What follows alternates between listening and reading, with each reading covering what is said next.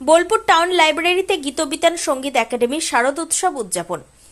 মহালয়ার দিনে শারদ উৎসবকে ঘিরে বিশেষ অনুষ্ঠান আয়োজন করল গীতবিতান সঙ্গীত একাডেমি।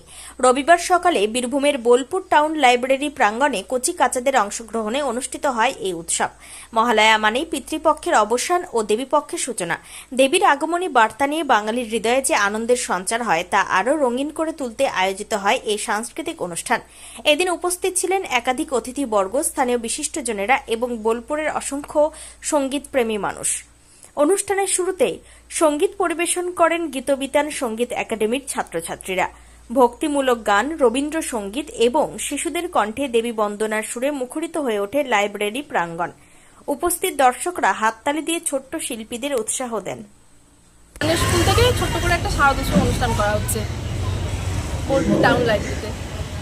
পিতৃপক্ষের অবসানের মাস থেকে শুরু হলো, সেই উপলক্ষে আমার স্কুল থেকে একটা ছোট্ট করে পুজো উপলক্ষে গানের অনুষ্ঠান হচ্ছে মহালয়ার উপলক্ষে। ছাত্র সংখ্যা 10 জন।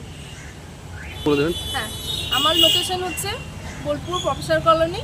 যদি কেউ গান শিখতে চাও বা যদি কেউ পয়সার অভাবে গান শিখতে পারছো না, ভীষণ ভীষণ গান শেখার ইচ্ছা কিন্তু পয়সার জন্য শিখতে পারছো না, তারা অবশ্যই আমার সঙ্গে যোগাযোগ করো। তারা বিনা পারিশ্রমিকে আমি গান শেখাই। আর লোকেশন হচ্ছে বোলপুর প্রফেসর কলোনি। আমি আমার বাড়িতেই গান শেখাই। গানের স্কুলটার নাম হচ্ছে গীতবিতান সঙ্গীত একাডেমি। বীরভূমের বোলপুর থেকে বিশাল দাসের রিপোর্ট, তারাপীঠ টিভি।